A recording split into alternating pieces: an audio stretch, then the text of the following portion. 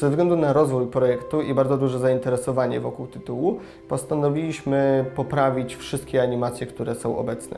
Szczególną uwagę zwróciliśmy na animacje pierwszoosobowe i zatrudniliśmy naprawdę bardzo dobrych animatorów, którzy poświęcają swój czas i całą energię na to, aby te animacje, które aktualnie produkujemy, były na najwyższym poziomie i zapewniły najfajniejszą imersję, jaka jest tylko możliwa dla najbardziej wybrednych graczy. Najważniejszym założeniem jest to, żeby animatorzy znali się na tym, co robią, a przez to rozumiem, że muszą obserwować otaczający ich świat i wiedzieć, jak jest skonstruowany.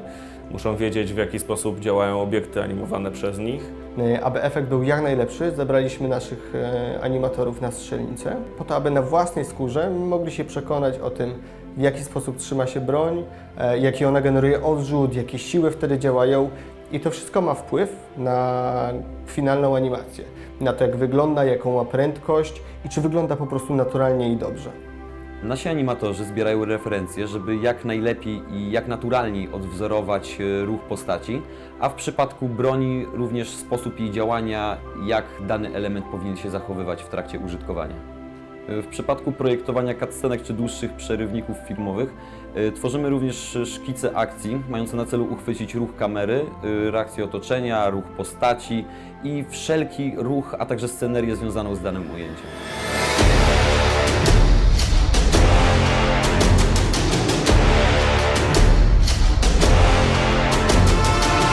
Animacje przygotowywane przez nas dzielimy na, powiedzmy, że 3 kategorie. Są to animacje środowiskowe, animacje postaci niezależnych, tudzież NPC-ów i animacje gracza. Animacje środowiskowe, czyli środowisko otaczające gracza, tworzą takie jakby tło, ruchome tło dla warstwy graficznej.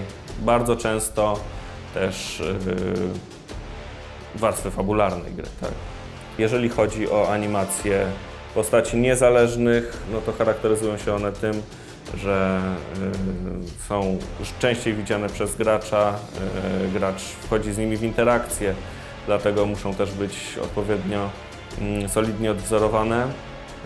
Jeżeli chodzi o animacje gracza, są to animacje, które widzimy z pierwszej osoby i bezpośrednio wpływają na to, jaki gracz dostaje feeling z gry tak naprawdę.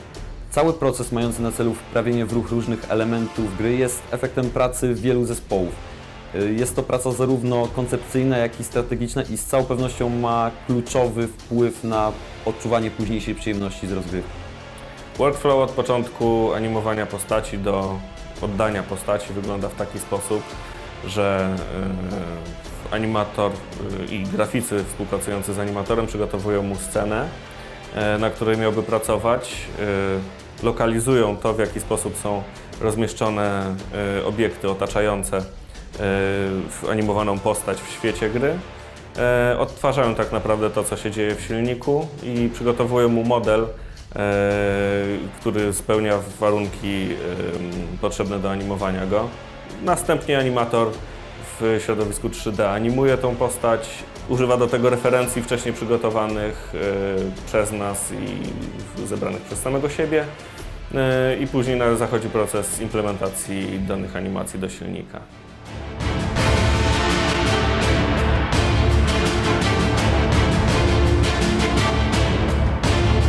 Aktualnie jesteśmy na etapie zakończenia prac nad wszystkimi animacjami.